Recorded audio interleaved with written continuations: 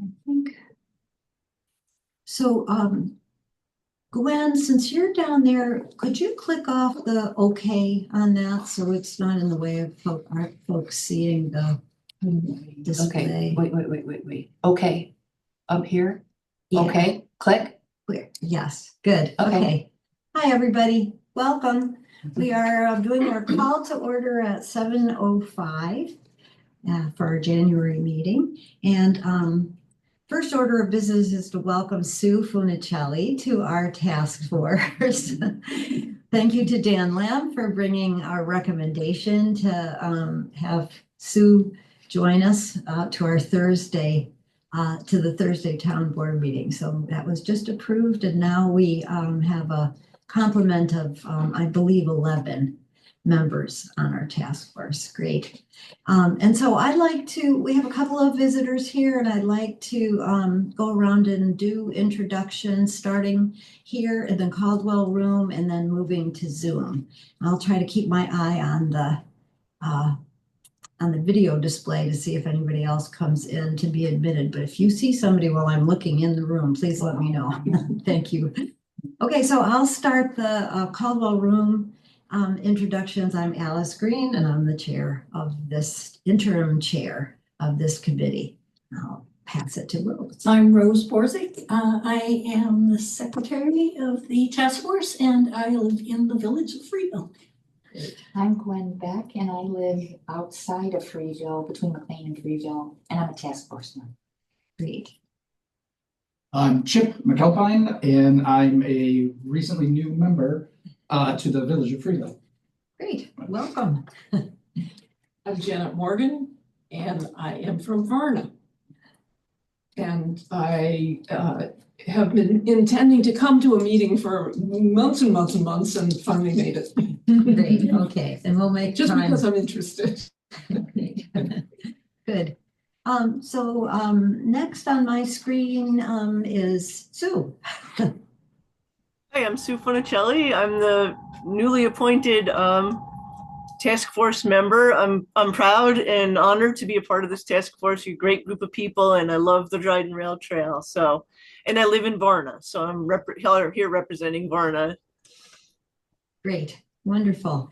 Next, I see Diane. Hi, I'm Diane Tasalia Himes. I'm a member of the task force. Yay! Also newly appointed after many years. Really newly appointed. Although I've been active since 2016, and I live in Etna. Great, thank you. And Tony. I'm Tony Bretcher. I'm a member of the task force, and I live in Ellis Hollow. Wonderful. Chris. I'm Chris Tasalia Himes, a member of the task force, and I live in Etna with Diane. Great. Susan. Hi, I'm Susan Ashdown, a member of the task force, and I live in Varna. Wonderful, thank you. Dan. Good evening, Dan Lamb, Deputy Supervisor, Town of Dryden, and liaison to this august group. And welcome, Sue. It was a pleasure moving your nomination last week. Great. And Todd. Todd Bittner, I'm a member of the task force. Great. And Steve Winans is signed in and then went to do something with a friend, and will come back at the moment, I hope, when we have a resolution to vote on. But he's with us and signed in, but had to do something in between. So welcome, everybody. Great to have you here. We have sent the agenda out a few days ahead of time. There's some copies of it here at the table. Any additions to the agenda? Okay, we'll move forward. Let's do approval of the December minutes. Those also were in the mail to you on Friday. Any additions, edits, changes? There are a few typos, which I could quickly go through if you want. I'm sorry, Tony. There are a few typos that I could correct. Yes. Okay. Yes, please. So if you go to Route 13 update, third line down, it should say Erdman Anthony is prepared to advertise for bids.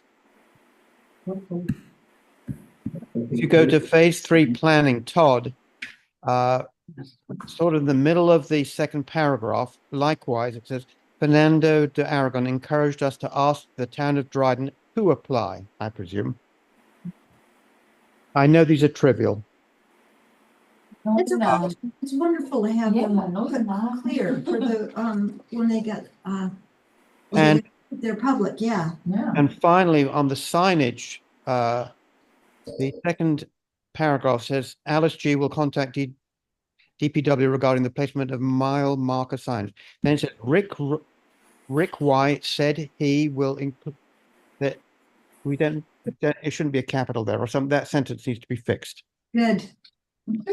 Good. Thank you very much for those corrections. Did you read the first one? Yeah. I didn't quite find it yet. Top of the back of the first page. Yeah, Route 13, where was it? Sorry, first one again. Yeah, the first one, please. It's Route 13 bridge, third line down. It should say prepare to advertise for bridge. Oh, yeah, okay, Thank you. okay. Okay, great. And Todd has an amendment. A couple clarifications in the NYSEG Charlie Troutman section. Okay. In the second paragraph, about halfway down, it says a box culvert would be designed. It really should be. We haven't decided yet what the alternative is, so it just should say a crossing would be designed. Crossing instead of box culvert. Yeah, and then below that, the third dot point, 20,000 to construct a bridge crossing. Again, just crossing because we don't know yet.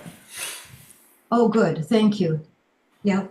And then under funding for phase 3, it had Dan Lamb alerted us that we need to document and report progress.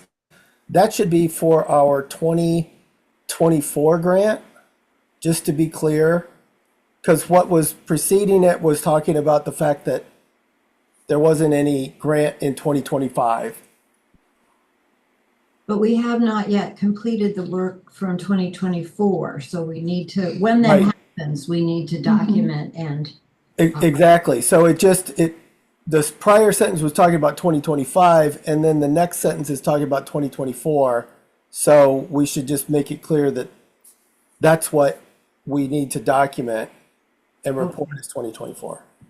And Todd, the first one again, please. The first one was in the section with Charlie Troutman, in the middle of the second paragraph. It starts, a box culvert would be designed to widen, Got it. and that should just be a crossing.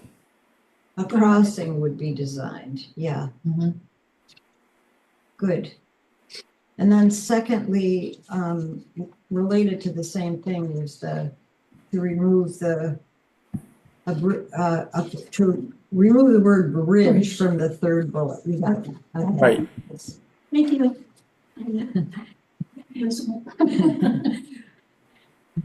You know, this reminds me of the blessing of having so many people helping us do this. It used to be that Bob had all this stuff down. There was rarely a correction because Bob would review our minutes and he knew it all. So this is a good example of our new model where lots of people are helping to make sure they're in good shape.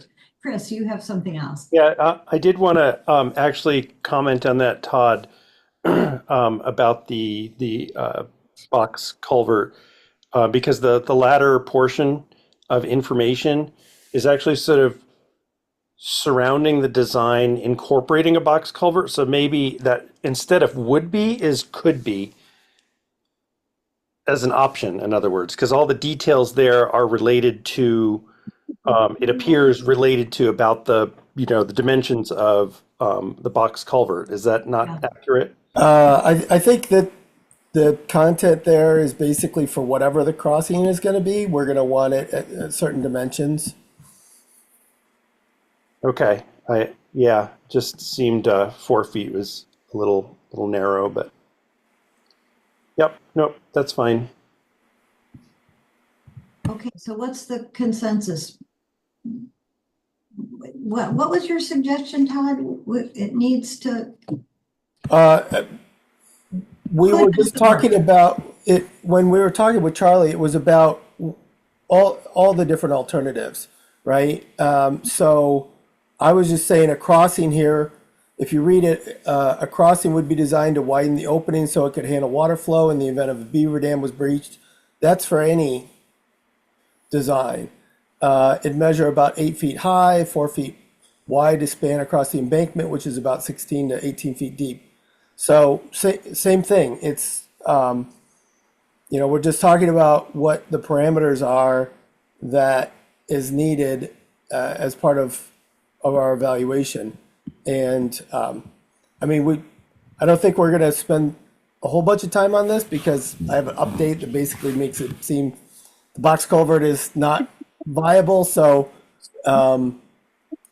anyway, we can cross that literal bridge here when we get to it later in the agenda. It's a could be, would be kind of thing. okay. Okay. Thank you, Todd. So with those changes, do I have a motion to approve the December minutes? Tony moves it and Gwen seconds. Thank you. All in favor of approving the December minutes, raise your hand. Good. Thank you. Looks unanimous to me. Great. Thanks, everybody. Yeah, and thanks again for the help getting them to be accurate. Let's move to the Route 13 bridge update. This comes from Ray Berger to me and members of the project management committee. The final documents, the drawings and cost estimates have been received from Erdman Anthony, and we are this close to getting back approvals to let the project out for bids. We are actually at the stage where we can discuss tonight the contents of a draft press release to announce the fact that we're going out to bid, so that as soon as the DOT gives us that one final go ahead, we'll be ready to announce to the public that the bids have gone out. So any other members of the project management committee want to add to that info? That's the main announcement. So I started a little draft of an announcement that could go to the press for that, and I'm gonna just pull that up so we can begin thinking about it together.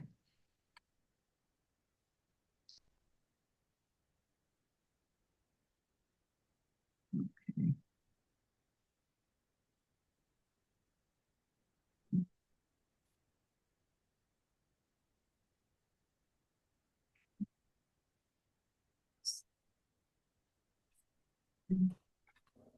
So I'm thinking that it will start with just the basics of the announcement.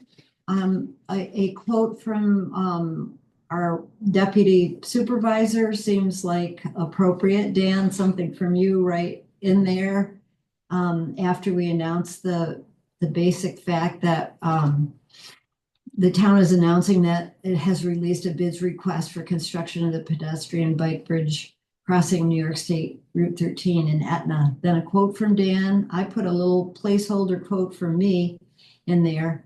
Next, we talk about who is funding the bridge. I don't have the complete list right here, but this is a sentence that sort of represents all the different grant money that goes into it. I was thinking about including a statement about the generous contribution of land contiguous to the rail corridor by the Knickerbocker Mattress Factory, both because it's cool that we got a donation of land and because the donation kind of slowed down the legal process of approving all of the properties that are included in the project. It's an explanation that I've been offering to folks for why we're a little bit behind schedule on building the pedestrian bridge. So those are the elements that I've identified that I think need to go into a press release, and I'm opening it up now for ideas from you guys. I think we have a few days before it will need to go out. I think I see Chris raising her hand first. Yeah, first, I would like to ask that this not be called located in Etna, because it isn't. The hamlet of Etna is actually 3 or 4 miles away, and isn't actually a part of that sort of mini hamlet municipality. Okay, what's a more accurate way of describing that then? Western South Drive. of the intersection of routes 366 and Route 13? Yeah. Okay, Or near the light industrial park. I think is it southwest of the intersection? Or just Okay. west. All right, so I'll throw some of these things in as we speak, and you'll see my typos. I think it's northwest. Isn't it northwest? Northwest, west northwest. Yeah. Yeah, west northwest. Oh, northwest, I'm sorry, yeah. The other thing was, we've always been referring to it as a pedestrian bridge, whether those are pedestrians on bikes or pedestrians on horses or e-bikes. It's just a pedestrian bridge as opposed to specifying or splitting it that way, is my thought. Is that fair? Is that, that's a question that I had, so I'm glad to have people weigh in on that. Do we call it just a pedestrian bridge, even though there'll be bikes and e-bikes and horses going over it, as well as bikers, as well as hikers and walkers? Yeah, I think it makes sense just to say pedestrian, either that or say the whole string of things that can go across it. I think it's one or the other, not kind of halfway in between. How about calling it our rail trail bridge? I mean, The rail trail, okay. Yeah. Construction of the Dryden Rail Trail Bridge, okay. I like that better, that solves the problem. But if you say pedestrian, it's clearly not vehicle bridge. It's Clearland crossing. For vehicle. Okay, good. Crossing Route 13, it should probably say crossing Route 13 northwest of the intersection, but I can clean that up. Yeah. Other just general ideas for what needs to go in there. Susan? I would take away the last sentence. I think we're just full speed ahead now. We don't look back and see what problems we've had or make excuses for them. Just, yeah. I agree with Susan. Yeah. I was going to say that too. So It's don't like- bother to single out the Knickerbocker factory donation as Oh, I think No. that's good. That's good. Yeah. Just take away the last sentence. But the land transfer. I think it's nice to acknowledge Knickerbocker for the easement. Yeah. Keep in mind, Cornell also provided easement. it's a land donation. I'm sorry. Knickerbocker donated. Cornell provided an easement. Both of those things slowed it down, but I don't think that that's germane. But I think it would be nice to acknowledge Knickerbocker for the donation. Yeah. And then we've included some standard language in prior press releases that kind of paints the larger picture of what the Dryden Rail Trail is, in case people are now hearing about it for the first time. And so I would suggest that we go back to some prior press releases or things that we have on Facebook or in our grants that basically outlines the broader vision of what the Dryden Rail Trail is, and that this is a really key part of seeing that be realized. I think that would help put it in context for folks. Good, okay. yeah, we'll want to follow the same format previously for consistency. I agree, Todd. There's some boilerplate info that we need to use. And Alice, I can send you the template from the last one. Great. That's great, Just yeah. point of clarification, it's a bed frame factory or Oh, bed frame. Yeah, they don't make mattresses. And it's company. Company. Okay. And good. then, unless that's its official name, I wouldn't capitalize bed and frame. I mean, is it the Knickerbocker Bed Frame Company or is it Knickerbocker Incorporated who makes bed frames? You know what I'm saying? It's Knickerbocker Bed Frame Company. That's his full name? Just- Okay. That's what she has. Okay. All capital. Okay. Good. So Alice, on the list of the grants, Mhm. New York State Parks. Oh, it's- yes, of It's course. likely that we're going to use funds from them if they ever provide the right accounting to us back. Yeah, how could I have left that out? I know that there, as I recall, there are 11 different funders that were involved in making contributions to the trail, and I have that on a list. So I really was broad brushing this and going back for details, but my interest is in identifying what other elements need to go into this. So I'll make sure I'll go to the spreadsheet that we have of donors to the bridge and make sure I'm listing all of them in this place. Thanks for reminding me about parks. Very important. Any other elements that go into this press release?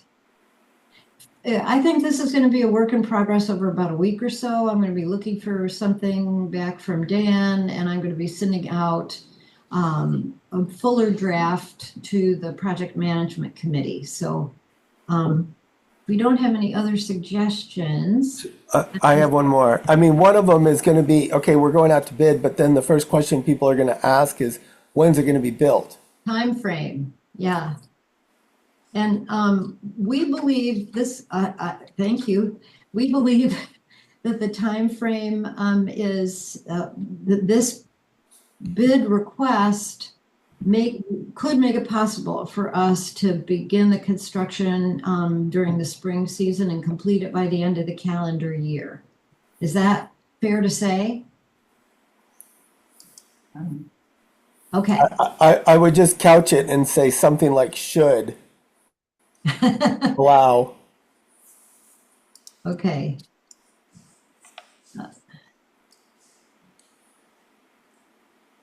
I don't like the word should. Anticipated, I think. Anticipated completion. Anticipated date of completion. Yeah. Okay.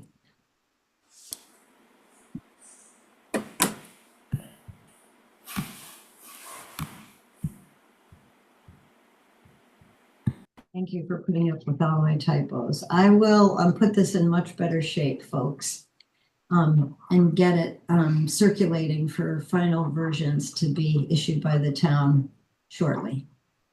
Any last contributions?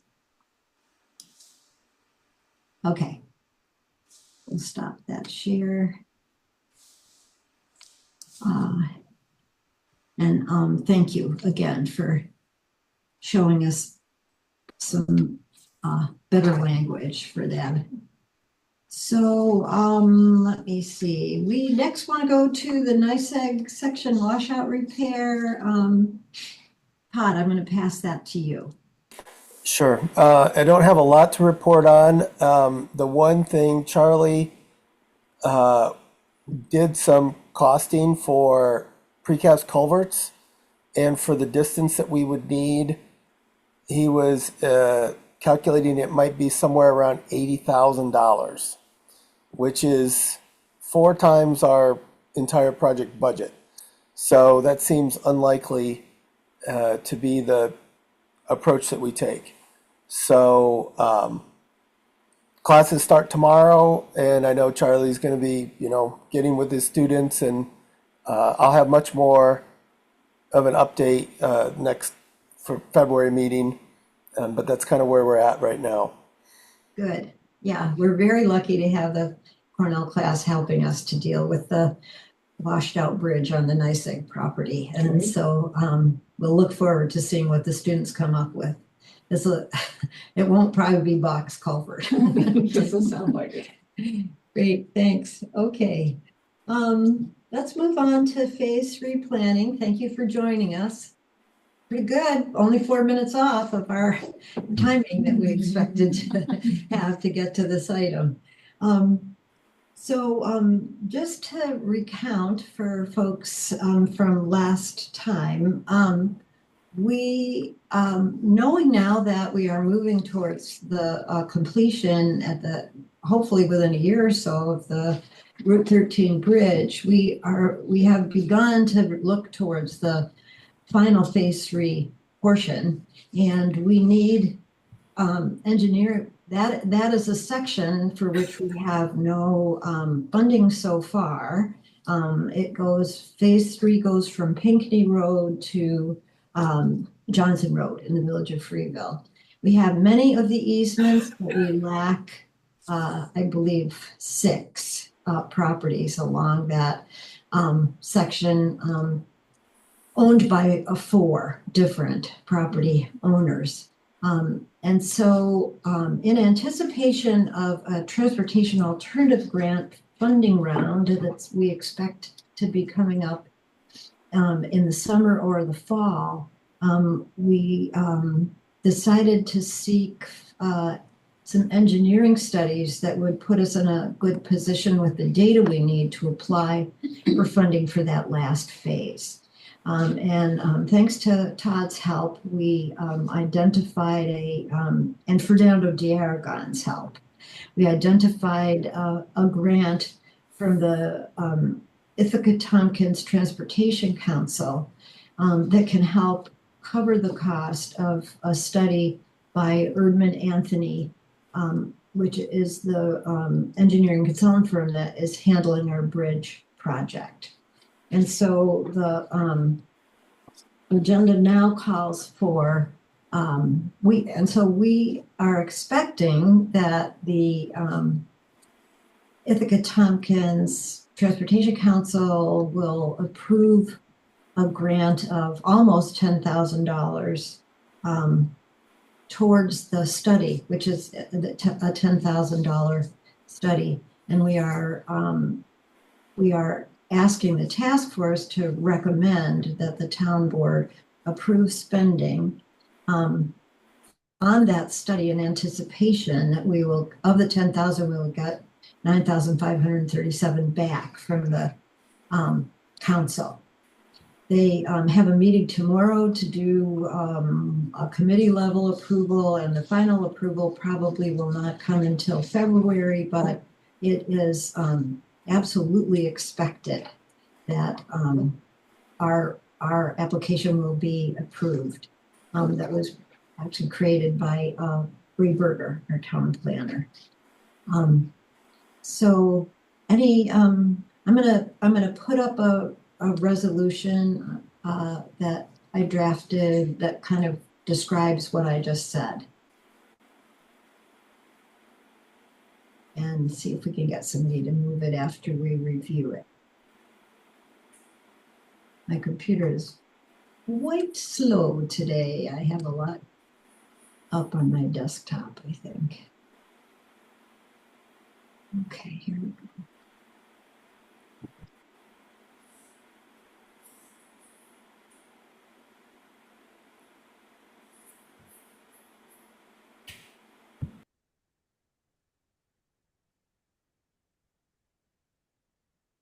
I threw in some whereases. Let me put it up here where it, try to move it in a better view here. Can everybody see this? Yes. So this is a resolution from the Dryden Task Force, Rail Trail Task Force, requesting that the town board authorize spending not to exceed 10,000 on an engineering study of alternatives for Route 13 Rail Trail Phase 3.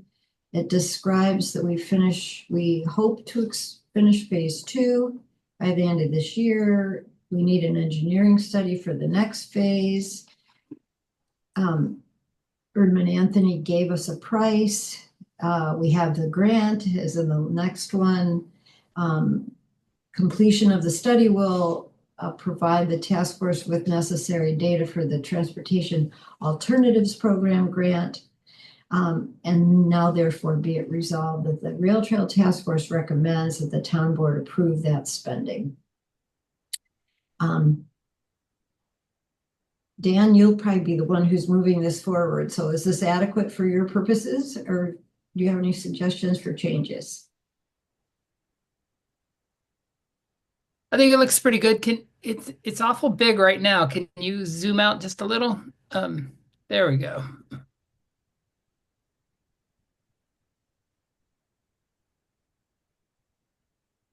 So Alice, I have a suggestion.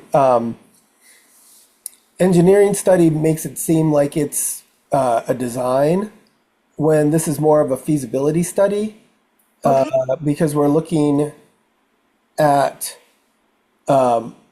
costing 3 different alternatives and then selecting a preferred alternative and then costing that out. So that's more of a feasibility study than engineering, which suggests that you're actually designing plans. I was looking for that word. Thank you. It appears in 3 different places, and I'm changing it in all 3 from engineering to feasibility. And then in the paragraph prior to that, I would say necessary to apply for a TAP grant or other grants to help complete the trail. You know, we don't know for sure about the outcomes of the TAP grant, and we may use this information for other granting purposes. Good. Great addition. Can you add to the third to the last, whereas 13 quarter, I'm sorry, phase 3 quarter, which will be used to reimburse the town. Okay, which will be used.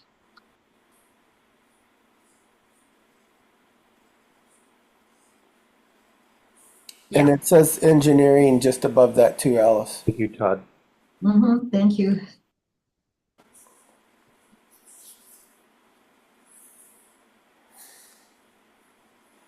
Which will be used to reimburse the town. Does that need to have an object? There's another one, the paragraph right above that. There's an engineering. Yeah, feasibility. You could say for expenses. You reimburse the town for expenses. Okay. In the beginning, where you mentioned phase 2 of the project has been completed, does the town know what phase 2 is? Is that documented somewhere clearly? Good point, Diane.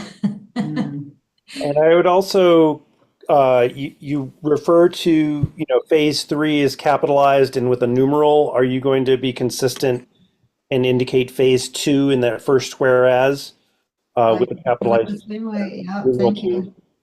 I need to.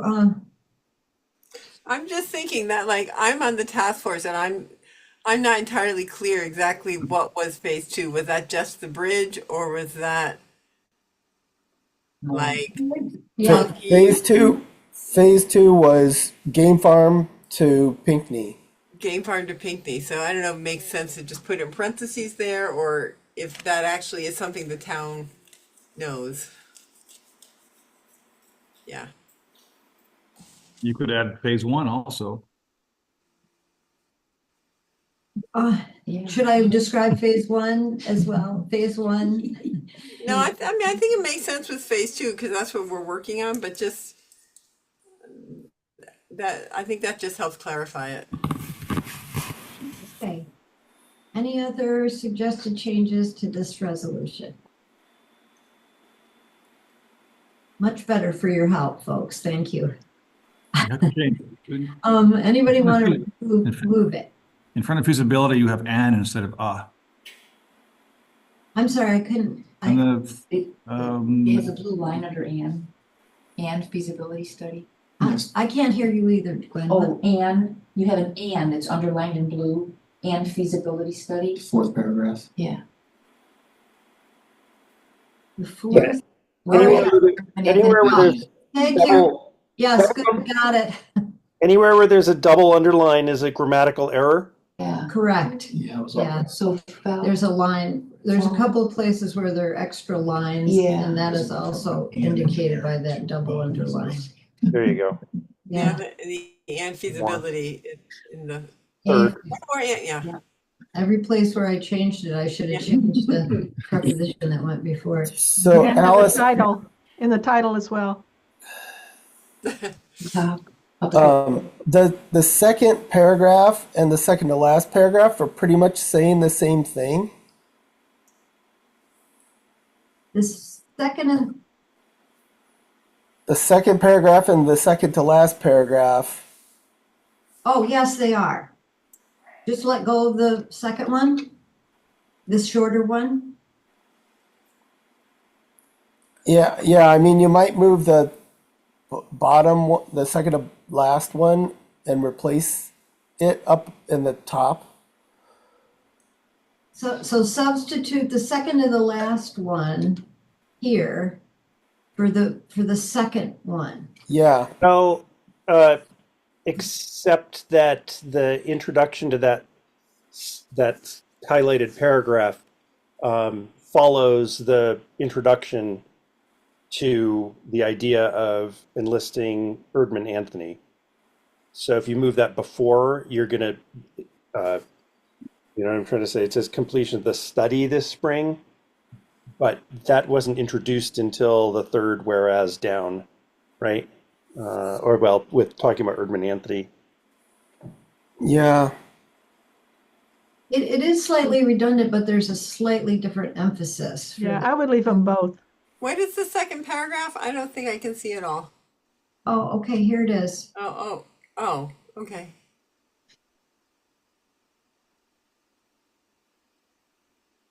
It's a little less elegant. I don't know. I think they're different because the first one is saying a study is needed, and then the second one is the second to the last one is the I agree. results of the study will allow us to apply for grants. So to me, they're different. And Tony agrees, okay. Someone said that something needs to be fixed in the title. Yeah, there's one more "and" in front of feasibility study. Yes, See up thank there? you. Yeah. Thank you. I have trouble hearing between the two. Yeah. Hey, once again, many hands make light work. Thank you all. So let me see if I can get this so that the whole document is pretty much, that's the whole document. This is the whole thing. Last call for changes. Anybody want to move it, please? So moved. Thank you, Susan. Second? Gwen seconds. All in favor of approving this resolution requesting the town board's action? Okay. I'm going to actually unshare for 1 second. Wait a minute, unshare, so that I can see hands. Okay, got it? Looks unanimous. Thanks for coming back, Steve. Good, okay. Hands down. And any other questions or comments about where we are on the on that action on phase 3 on that planning process? I want to just mention again that oops, I gotta lower my hand. I want to mention again that I will begin pulling together documentation of all of our attempts to convince the last property owners to give us easements, starting with the property contiguous to NYSEG. And because of our new situation, we I think we'll not necessarily be naming pinpointing individual properties any more than that, if that's permissible. Good, okay. Well, if I could just add, Alice, we talked about at the Finance Committee meeting, we talked about trying to rather than work on all of them concurrently, work on one at a time in priority order. So that's part of what you're referencing. I just wanted to share that with the rest of the committee. I also, Dan, when is the next town board meeting, and would this resolution be presented at that meeting?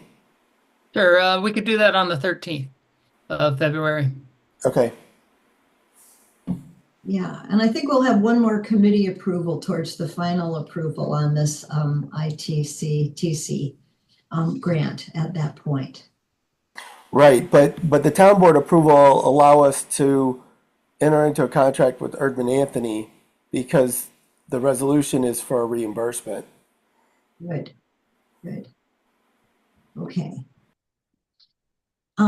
Dan, just a point of information. Our resolution urges you to take that action. When you take that action, it ought to include also an authorization for Jason Leifer to sign the contract. Make sense? Do we have that yet? The contract? We don't have when it is. Yeah. And authorize. Sure. I guess, yeah. We want to authorize Jason to enter into a contract with Erdman Anthony. Right. Yeah, good point, Alice. What? Good point. You remember all this stuff. That was your Yes. hobby for a while. Yeah. Yeah. No, absolutely. That's Good. Okay. Have that in there. Good. Thank you, Dan. That's great. Okay. Let's talk about trail ambassadors / stewards. Some new thinking on the language and some work that's happened there. And for that, I'm going to pass it to Chris and Tony. Yeah, I actually, I honestly didn't have an opportunity to coordinate a get together over the holidays or before the meeting tonight. But I did do a little bit of work to think about a email box, inbox to allow stewards or ambassadors to receive information about sections of the trail. And that's still a work in progress. I'm wondering if we could maybe postpone further discussion about job description or listing the volunteer possibilities until the next meeting. Sure. Yeah. For those who are new, we have this idea to divide the trail into sections and identify folks that walk the trail or bike it frequently who would help us be eyes and ears on the trail. Good. Yeah, I know with that Freeville section, every time Freeville Depot gets plowed, they pile up a berm there. And I've been knocking it down every time so that people aren't stepping over a 3-foot bank. Thank you. That's exactly the kind of stuff that people are out there all the time do to help us. Thank you. That's great. Yeah, we're in the process of kind of getting a little more formal about designated people for each section. And we have this vision of folks that love different sections of the trail, occasionally coming together to talk about what they're seeing and even organizing social events if they wish to, notifying the powers that be if there's a maintenance issue, that kind of stuff. So it's a way for us to engage people who are interested in the trail in some new kinds of ways as we have more and more people using it. Good. Okay. Thank you. Thank you for that work. The intention. Oh, hi, Sue. Yes. Alice, yeah, just quickly, Chris, I'm interested in helping in this regard. So if you'd like to kind of add to this, I'll call it a subcommittee. I'd love to get together and participate and help kind of with this particular project. I'm really interested in this. I got some skills I think I can contribute here. Fantastic. Can you send in the chat direct to me your email? I'm not sure. Or maybe I will send it to you. Okay. I'll send it to you at some point. Yeah. Good. Sure. Yeah. Sue confessed to me that she had done some volunteer coordination work in the past. And I think there's really a whole social component to this kind of work. So I'm thrilled that you are willing to help us on that committee, Sue. That's great. Thank you. Good. And our goal again was we would like to put a posting out this winter, a new posting on our listserv, which has maybe 370 members in it, in our listserv. And we want to make people aware of this new way to volunteer to help support our trail. But also there's some other volunteer opportunities that, Susan, I think you are the one who made up a sheet that kind of listed volunteer opportunities. And has that gone to Chris and Tony and now Susan? Yeah, it was just a draft, and I think that you do have it, right? I'll Yeah. send it. Okay. That was an email. Yep. Yeah, it's just a draft, the starting place. So my picture is that we'll have at some point after the committee meets, we'll have a statement of what it would mean to be a trail steward / ambassador. And also other things that folks can do to help us develop this trail.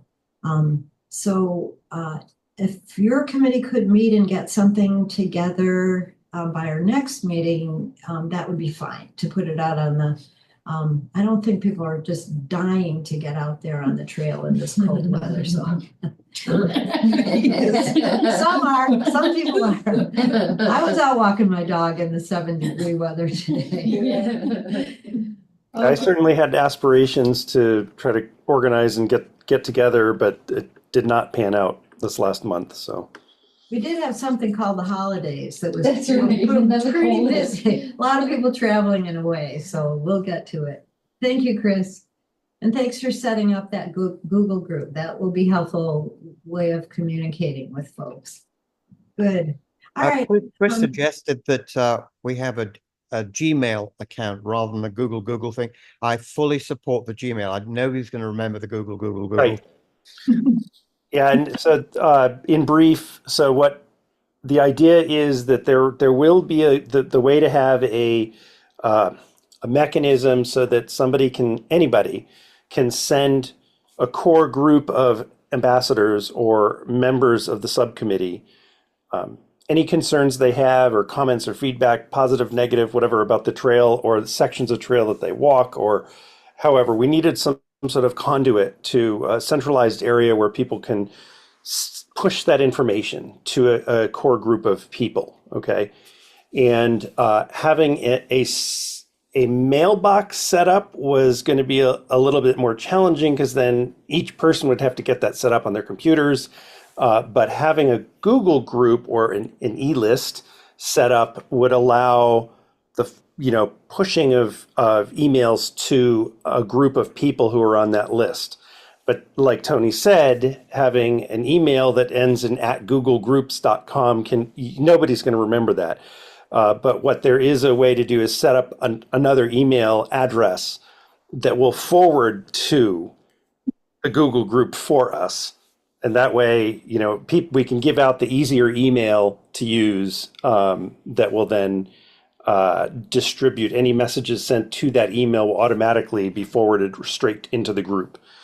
So I think that'll be a easier way of sharing an email that's more memorable, an @gmail.com email address. Great.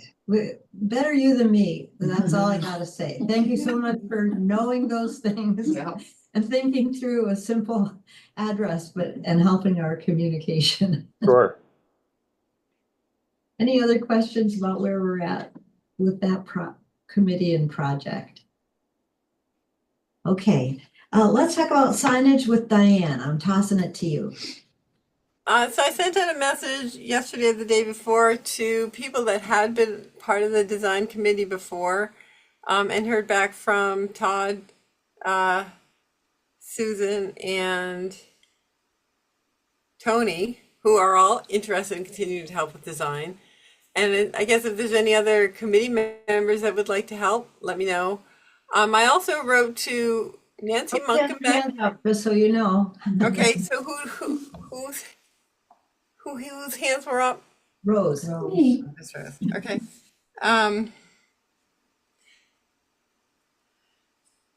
I emailed also Nancy Munkenbeck and Chuck Geisler because they had both helped a lot with the previous design committee. And I know Nancy hasn't been attending these meetings, but I haven't heard back from them yet. So my goal is within the next week, I'll set up a meeting and we can start to talk about what should the content for the 2 kiosks that we need to get up be, and those would be the kiosk at Game Farm Road and the kiosk at Monkey Run. Monkey Run, kind of the Route 13 section of Monkey Run. Well, I guess that is the only section of Monkey Run. I'm sorry, I'm getting Monkey Run and Mount Pleasant mixed up now.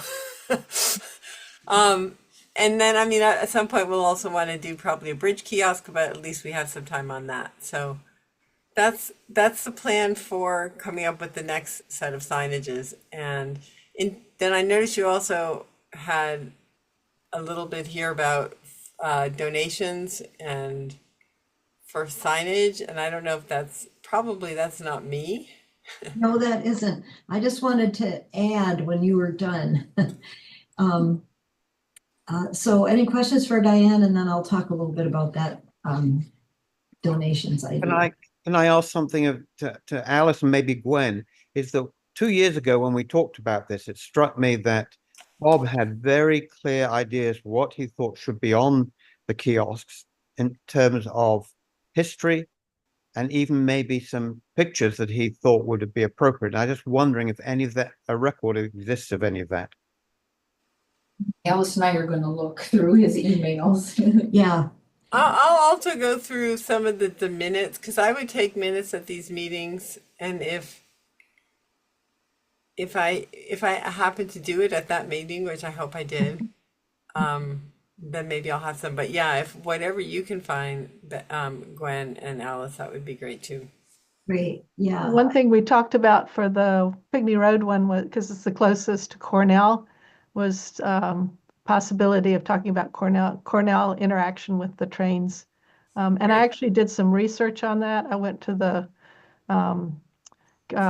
Koch Library and looked at some of the material that's there. I got a little discouraged. I wanted to see if I could actually find something in Ezra's, his some of the writings that they have of his. But I got discouraged because I could not read his writing at all. And it's not transcribed at all. So we know that he was engaged with trains. We know that he actually facilitated trains and train stations in that area, but I don't have any details. So. Okay. Well, we want to make sure that we keep this volunteer activity in mind, opportunity in mind when we post to the whole listserv, to see if we can get some help continuing to do that kind of research into content. I think having talked with Bob over the years and pretty much attended all the meetings, I have a feeling that there's a combination of history and natural history that we really want to strike a balance between. There's some wonderful natural features near both of these places that we could call attention to. So it'll be interesting to see what the committee comes up with. It's a very rich task to get content ready for those kiosks. Anything else about that topic? On the more mundane side of signage, like the signage materials that we are going to have the DPW purchase for us for the Shug section and the section over near Pinckney. Todd, I think it was you who suggested that we look into whether, since we don't have any budget for grant funding for additional signage, you asked if it might be possible to use donations that have come in for sort of unrestricted for that particular purpose. And I think that's just a really wonderful idea. Cassie has not gotten to me a compilation yet of what we have in accounts. There's a matter of carrying funds over that were donated in one year to the next year that I think is the accounting for that is not quite in place at this moment in January. But we will get a total, and I think we have a few, I would say a few $1,000s has been donated over the past couple of years. Town budgeting encourages, use it or lose it. And so I think if we have a need for funding for signs that's not grant funded at the moment, this is a great way to spend it. So any other comments? And I will get that number to you as soon as Cassie has it. The secretary to the supervisor is working on it.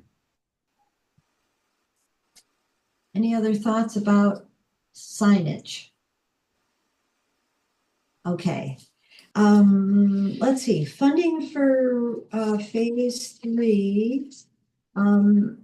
Judy wasn't able to join us tonight, I see, and I didn't hear from her in advance, so I don't have anything new about the idea of providing a pass-through on online for online donations to the rail trail using an account from Bike Walk Tompkins. I just don't have anything new on that.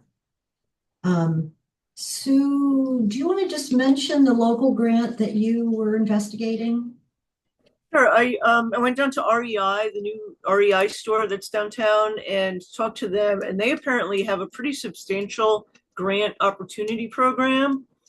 I talked with the operations manager there. He's not the store manager, but he said that he would be working with a lot of this stuff. His name is Isaac Nobles, and he and I are now connected on email. He apologized to me because he said they just got the store up and running, and he's not even from the area, so he didn't even know what I was talking about, Dryden Rail Trail. But he said now that the holidays are over and that's their big rush, they'll kind of be getting this going.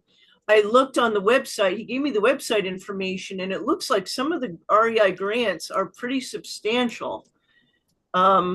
They're partnered right now locally with Primitive Pursuits and with Bike Walk Tompkins. And I know Primitive Pursuits got like a $5,000 grant. I'm not sure what Bike Walk Tompkins got. But they're also, I was looking at recent grants, they've actually granted to the Trails Conservancy $100,000 in 2023. And there's a bunch of other, nationally. So there's a national pool of money, and then there's local subset. And Isaac's not really sure how it kind of goes back and forth or where you would decide, but it sounds like the grants, the values they're looking for in their grants match our values. There's 3 basic grant goals. One is connecting people to the outside, especially marginalized people. So they're really looking for that. Accessibility is one of those. That connects to the second quality they're looking for is creating space outside. That's quality outdoor space that's close to home, that makes it easy for people to connect with nature, which then goes into their third, the quality they're looking for is centering health outside, where they want to do things that support all the research how nature is critical for our individual and community health and well-being. And I spoke with him about that, and like the rail trail does all of that in various ways. So that's what we can, when we apply for a grant, we can highlight those things. Again, Isaac apologized to me because he's not sure what the grant cycle will be. Federal grant cycle is twice a year, spring and fall. But he said since the REI store opened like in the summer, he's not sure if their grant cycle will match spring and fall or if it'll be different. And it's not clear to me yet how the 2 organizations, Primitive Pursuits and Bike Walk Tompkins, that they're currently partnered with, how that is different than applying for a grant. Because I see there's other organizations locally that actually got grants Nancy Wells in the Wells Lab at Cornell, who works with people with autism, got a $33,000 grant in last year from REI. So, to be connecting people with autism with nature. So I'm seeing a lot of opportunity here. I know Nancy very well, Sue. I know Nancy very well, so I could talk to her about it. That'd be great, Susan. That'd be great. It sounds like there's some good opportunity here. There's also in a different area, we can do tabling in the store to just increase visibility and education of the public about the rail trail. So there's a couple of different ways, and I'll follow through with Isaac. I'll gather more information. Susan, if you can gather information from Nancy, and then we'll look at applying at some point. They said they like to rotate partner organizations in and out. So Primitive Pursuits and Bike Walk Tompkins are there now. He doesn't not sure if they'll be there for a year or 2 years. But they do like to partner with different local agencies, as well as there's the national pool of money. That's great. Well, way to go for finding a new potential funding source that's just brand new in our community. Sounds like only a couple of organizations have made their presence known to the local REI folks, and that there's a national way of applying at the national level that might be for a higher ticket ask. So it's an exciting new possibility. Thank you. Sure. Any questions for Sue? A lot of thumbs up, I think. Yeah, thank you, Sue. Thank you. Jumping right in. Sue and Rose at some point looking at Rails to Trails Conservancy grants was something that we talked about. Yeah, I don't have anything further on that. I didn't have a chance with all my commitments this holiday season, but I have started a spreadsheet which I flashed at Todd last meeting, and I haven't really added much more to it. But Sue, a lot of that information that you got is super, and it's the kind of stuff that we want to add to the sheet. So at some point, I'd love to connect up with you, and maybe we can work on this together. Sure, Rose, I can email you. I'll put together a summary and I'll email you this information, and then we'll be connected. And as Isaac sends me more information, I'll forward it to you for the sheet. Super. That's great. Good. Anything else? Questions, comments about funding for phase 3? Good. Okay. The final item on the agenda is a submission by Susan. And Susan, I'm wondering, I've got the let me share it if that's okay, because I put a couple of other slides in. So okay, I think I need to make you co-host. Let me just give you that permission to share. I think I need to make you a co-host.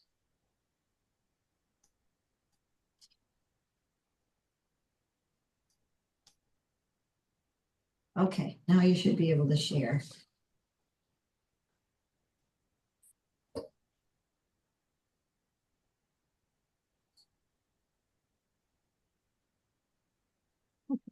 Okay, this links into a couple of things we've been talking about. One is signage.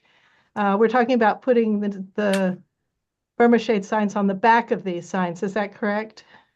That's right. Yeah, and we talked last summer about the fact that the green signs in the summertime don't show up well against the greenery. And this was one of my thoughts about a solution to that. This is retroreflective material.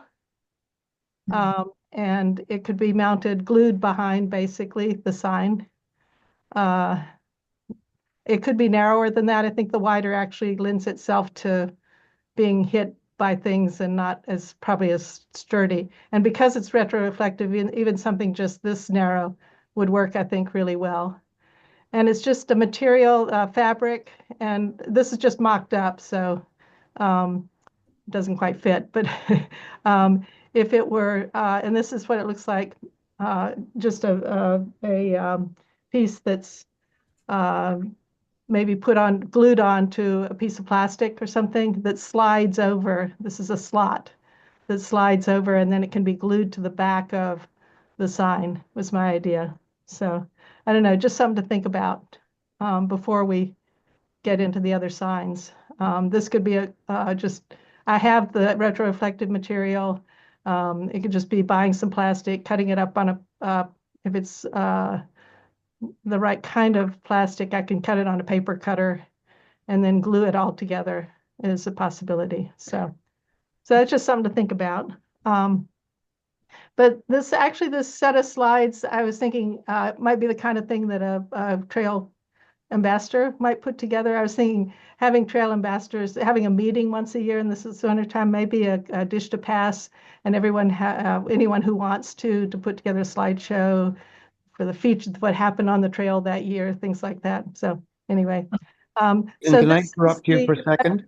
Sorry, yeah. Can I make a comment about that? One person said to us when we were tabling that the current signs we have sharp edges on them. The square we have. And so if we could put something on the back, maybe we could round the edges. Yep. So they could be rounded. Yep. To make They'll it less. also be, the plastic will be softer than the metal, so that would solve two problems. Yeah, so I think that would help. Yep. Okay. Okay, so this is the FH Foxbridge. I don't know if you guys knew that DPW painted it. Okay, looks pretty cool. I think these boards were just stained before, stained a dark brown. Now it's painted. So, and they also painted the concrete bulwarks there. It's quite a change. I think you'll see, this is what I added. I added some pictures of it before. This is before. Okay, thank you. Oh, that's great. And the amount of, You like the countdown. they also painted the back of these signs. So all that's painted out now, except that 3 days later, Oh, gosh, okay. New bridge. yeah. But anyway, it looks really, really nice. The black was a nice solution to the cracked concrete, and the paint is great instead of whatever was there before, the whatever. Yeah, so it looks good even with the graffiti, and that's not the worst graffiti, I don't think, unless there's some references there that go right over my head. So, talking about graffiti, this is a graffiti that turned up on a one of the Benches. Sorry, losing my words. One of the Benches. Thank you. And it was black when it appeared, and I used just some mineral spirits to knock it back a little bit, but it's still there. I don't know. So I hope we don't get a lot of that. I find that really, I don't mind graffiti and I don't mind tagging, but when you tag a bench, then you're saying this is my bench, and I don't like that at all. So Yeah. So the other thing that happened on the trail, of course, is the construction, and this is what it looks like from the trail. It's pretty well finished, so this is what it's going to look like. Okay, so they're luxury condominiums. I think they actually call them that, and this is their connector trail that they have put in. Okay.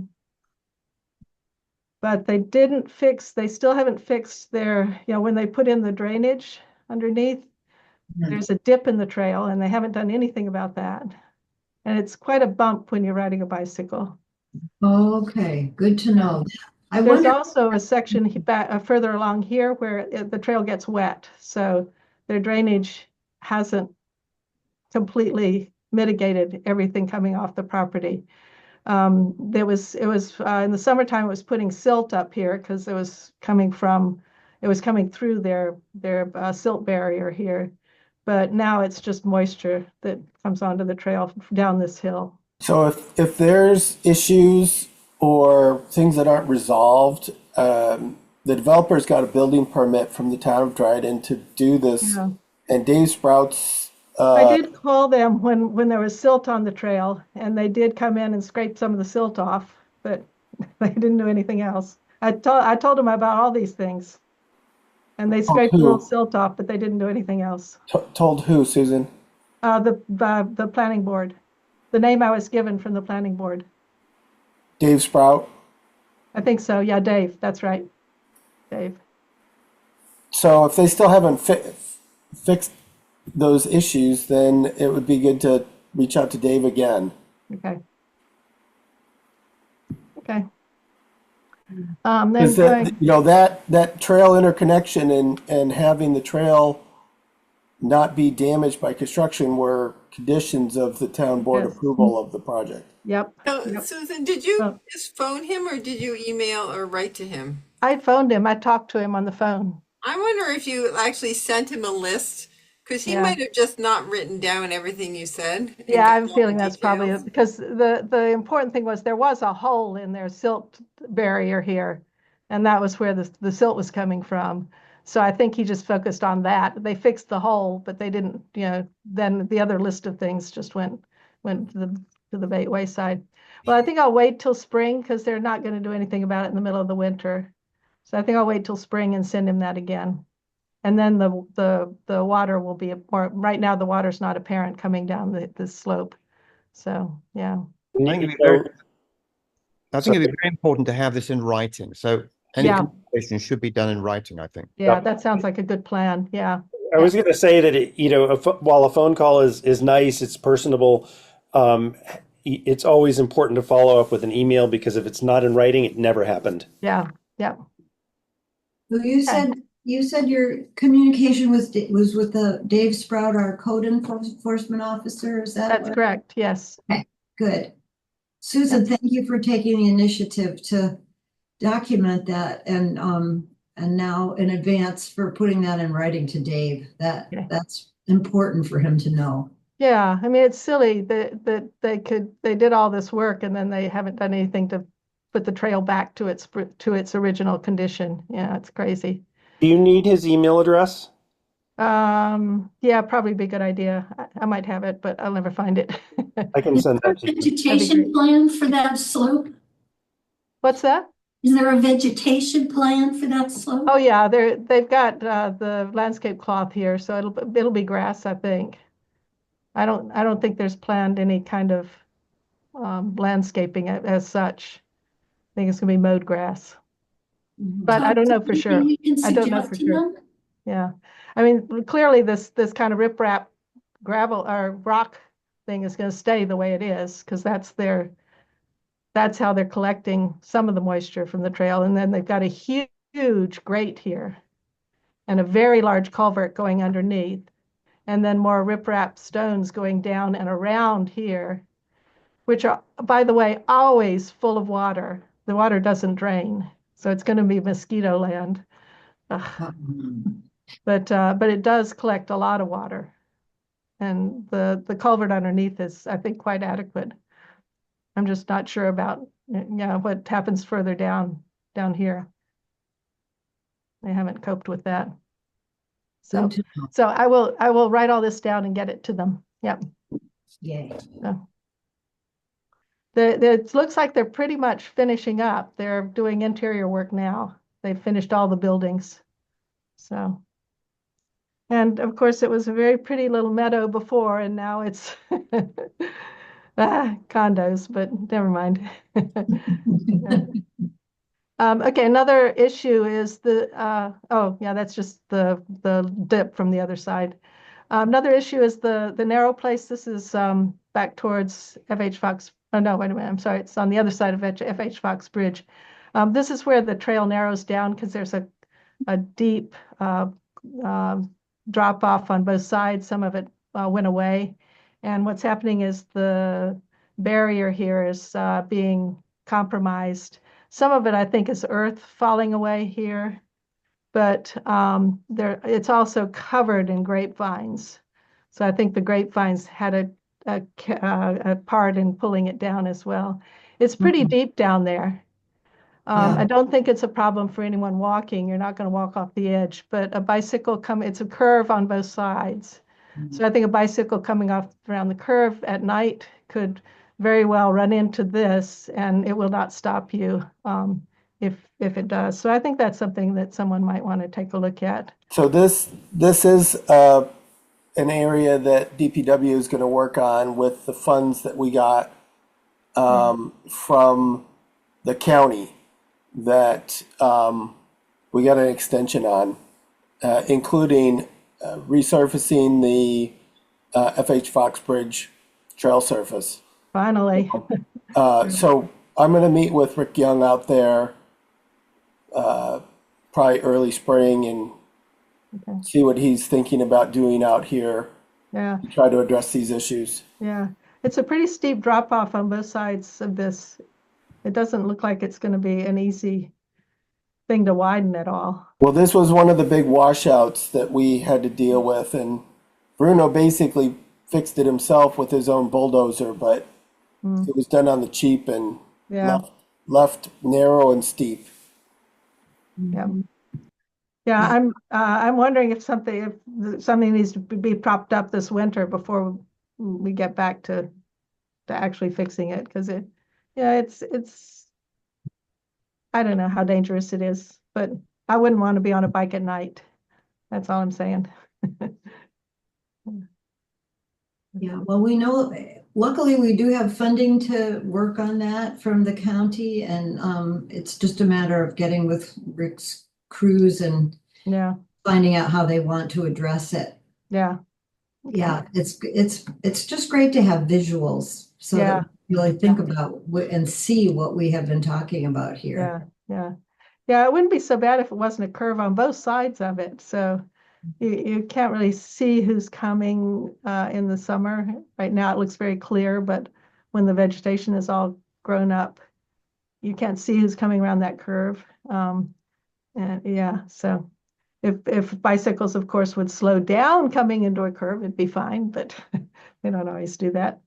So anyway, yeah, and this is just the other thing, the other trail maintenance thing that I mentioned a while back. This is the rug that someone dumped.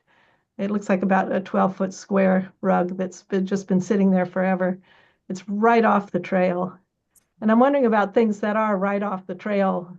I don't know, is that the property owner's business and we don't mess with it, or do we talk to them, or do we try and get rid of it, or do we what? I don't know. It's pretty ugly. So anyway, that's what was happening on the trail this winter or this year, pretty much. The FH Fox Bridge, even with the little bit of new graffiti, it really does look nice with that new paint job, and I think it makes a big difference to have that. And I really appreciate DPW for doing that. Yeah. So that's it. That's my little report. Diane, do you think that's a good idea to go with the signs for everyone? Is that a good idea? Should we move forward? Should we start researching plastics and glues? Is that the way to do it, or? My only concern, Susan, is that there are a ton of signs. We have I know 14 times 4 times 2, because it's 14 miles of trails marked every quarter mile on both sides. Yeah. And they've all been printed, and Bob had them. Yeah. I'm hoping Gwen knows where Bob had, but I'm sort of thinking, like, is there a more efficient way to get them done? I mean, that's a lot of sewing and cutting. Oh, well, it wouldn't be sewing, it'd be gluing. It'd be gluing. And I'm wondering, what is the problem that people?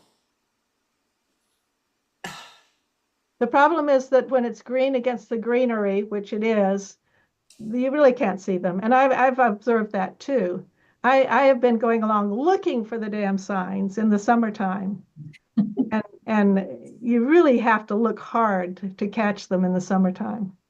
In the winter, they're fine.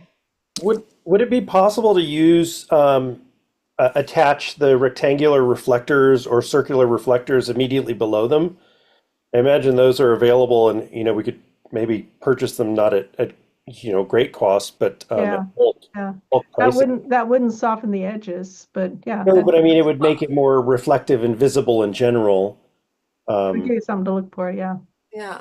I think this would be better, you know, the reflective works if you're on a bike with a light. But if you're a pedestrian, then a circular thing isn't going to get your attention as much as, you know, something around the whole piece, I think, that separates it out from the green behind. You know what When we first did these, I think we were trying to have them blend in. So this is kind of a departure. Oh, well, that's great. But if you're looking for them and you can't even see them, that's a little too much blending. You know what? What I want to suggest, I think this is a design committee question to hash out a little bit more in depth. If Sounds we good. really decide that the visibility is not as low and we want them to be seen in a different way, we should really decide that at a design committee and come back with a recommendation to this larger group, because we don't want to put more out there that are low visibility. However, it sounds like Diane, you could make a case for maybe they are serving their purpose. I think there's a deeper discussion about how they're working and how we want to do them in the future. Sounds good. Yeah. If you have a meeting, if the design committee meets to talk about this and other issues, I like to be included. Okay. Good. Okay. Is it possible to smooth out those signs? We're talking about the pointed size, if that's the concern, you know, for injuries. Can that just be carved so it's more of an oval sign as opposed to a diamond shape? Well, I think you can still keep the diamond shape and just round the corners. So they're not as, I'm like, people shouldn't be walking into them. No. Or, you know, or touching them. So it seems sort of, but I guess if it's little kids might come up to them, I think, you know, there was one idea Bob had was to use like a jigsaw or something and just round off all the corners. So I think it's possible, and it could also be possible that we give them back to Dataflow and ask them if they could do it if like we don't have anybody in this group that wants to take the time to do it. But yes, let's talk about it at the design committee And just walk the trail. Yeah. and come up with some plans. There's another thing that's happening with the signs. I don't know if anyone's looked at them closely, but there is a plastic layer on the top that's coming loose, particularly where the screw goes in. Has anyone else noticed that? On more than one, the plastic layer is coming off. Yeah. Okay, good to know. I can imagine this as a volunteer day activity. To you know, if the design committee comes up with an alteration that makes for greater visibility and remove those edges, it sounds like a big task, but many hands could make light work on something like this. Right. Any other thoughts before we move from this one? Okay. Lots of great participation from so many different committees in this meeting. It's really, once again, I'm seeing that so many people are involved in doing work outside of the meeting that then comes back to us, and we can work with all together. We've got the Route 13 bridge going out to bid. We've got work moving forward on the NYSEG washout repair. We're moving forward on a study to gather feasibility information about the last phase of the project. We've got this whole trail ambassadors thing kind of percolating up, some new grant possibilities, and you know, just this visual presentation that we have that took us out at the trail and gave some ideas about what's happening there in the winter. Really, really great work, everybody. We've completed our agenda. I just want to, yes, open it up to any final comments, or did you have something you wanted to say to the group? Okay, and we're at the total end of our time. And I see, Tony, your hand too. Could I ask one question? It's just a matter of clarification. I have updated where all the benches are on the trail. And as I've been putting in the parking areas, and on the kiosks, it says there's a parking area on West Main Street in Dryden and on Elm Street. It's not obvious to me where those parking areas actually are. On West Main Street in, Where it crosses the main street, it says on our diagrams that there's a parking area there. I don't see how that can be. Is West Main Street 38? No. Oh, Route 13. Yeah, there's no parking lot there. I think I know the one you mean. I've found it. It's kind of Back by around the, off like, the trail. diamonds. Yeah. It's Yeah. not right on the trail. the Elm Street one is back by the By the baseball diamonds. Yeah. And By the what? Yeah. by the baseball diamonds, Is there's that where a, the bagels are made? The bagel? where there's a bagel company. Yeah. Right? That on Elm Yeah, Street, that's where they've got a there's parking the lot right parking there. area that's Yeah. public there. Yeah. And then I believe the parking for the West Main Street is just along, is it Rochester Street along there? It's just street parking. Yeah. Is the It's one on not- it's George not Street, parking. just inside of Main? Because there is a public parking lot there. Just inside of Main Street at, what is this? 13? Uh-huh, Because 13 runs north and south there. right, Yeah. right near. There's Amway. a public parking there behind the post office. Oh, yeah. And the little strip plaza. The trail crosses is a little bit farther. It's a little along farther there. down by the But bridge, yeah. there's- maybe maybe that, Yeah. There's something, speaking of 38 South. When I come down Ferguson Road, there's a sign that I think is part of the Shug Trail, and I see cars parked there. I'm not sure if that's one that you've got on your list, Tony. I'm only doing Dryden Rail Trail. I'm not doing the Shug Trail yet.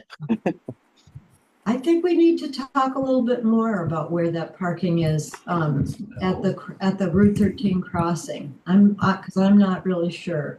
So if anybody has a diagram where it is on Elm Street, I looked around there and I just couldn't see where it would be. I just want to make the map as accurate as I can. Yeah, I think Elm Street is perpendicular to Rochester, I think Rochester is the one Yeah, that goes so up, or it's Lewis. Wall and Elm. And like the baseball diamond, that's back there by Wall, right? Yeah. So there's a bagel factory there. Yeah, but they're like right on the trail. Right. Yeah. Yeah, they are. And Yeah. that little public parking area in front of there, I think. Oh, is that public? There's some Yeah. public, there's some town-owned land. I guess I'm not sure what's public and what's, Yeah, private. we at should have point. that more, But we yeah. should have that better marked for parking for the trail, yeah.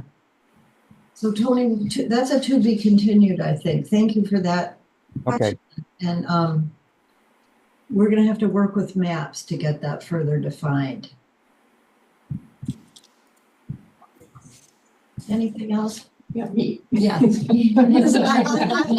meant on that topic of maps.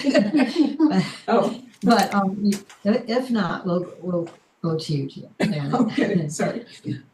Yeah, so I'm part of the Verna Community Association, as is Sue and also Susan. And we don't have a reliable income stream and need such a thing. So we've been bouncing around some ideas, and one of the ideas was to do a walkathon and highlight the fact that we now have a trail connecting Varna Community Association property with the Dryden Rail Trail, and to probably lay out some, a short loop that people could do, and a longer route if they wanted to walk all the way to Ithaca or to Dryden. I just wanted to put that on your radar and find out what concerns or ideas come to your minds right off the top of your heads when, say that this is an event we might want to do late in this spring. Thoughts, folks? when we had requests like this before, we directed them to the recreation department. That's correct. Yeah. Okay, so I was can just talk with about them. to say, yeah, that we see that our job as creating the trail, Mhm. and the section that you're talking about is pretty much done. So then we turn it over to the recreation use. department. Okay, So great. recently there was an ugly sweater. There, actually, I think it was the third year that there has been an ugly sweater run on the section of the trail from Agway to Freeville. And we just sent them to the recreation department, and they made a little donation to the, I just learned that they made a little donation back to the Dryden Rail Trail for being able to use it. But that's not something we ask of folks. We're really Sure. happy to Okay. have events. Yeah.